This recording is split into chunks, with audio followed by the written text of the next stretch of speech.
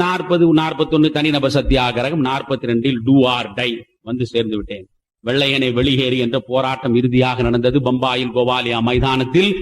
அந்த தீர்மானத்தை அவர்கள் கொண்டு வந்தார்கள். வெள்ளையனை வெளியேற்றுவதற்கு முனைந்தார்கள். ஜவஹர்லால் நேரு தான் மிக அற்புதமாக அங்கே பேசினார். இந்த வெள்ளையனை நாம் வெளியேற்றியாக வேண்டும். அதற்கு நாம் என்ன செய்ய வேண்டும்? ஸ்ட்ரகிள், ஸ்ட்ரகிள், இட்டர்னல் ஸ்ட்ரகிள் என்று சொன்னார். இட்டர்னல் ஸ்ட்ரகிள், முடிவற்ற போராட்டம். வெள்ளையனை வெளியேற்றுவதற்கு நாட்டில் முடிவற்ற போராட்டத்தில் ஈடுபட வேண்டும் என்று சொன்னார். அங்கேதான் டூ ஆர் டை, செய் அல்லது செத்து மடி என்று மகாத்மா சொன்னார். போராட்டம் நடந்தது. நீள நான் பேச விரும்பவில்லை. நாடு விடுதலை பெற்றது. ஒன்று புரிந்து கொள்ளுங்கள், 1946 இடைக்கால மந்திரி சபை வந்தது. இந்த இடைக்கால மந்திரி சபை வருகிற பொழுது ஜவஹர்லால் நேரு தலைமையில் அந்த அமைச்சரவை உருவானது.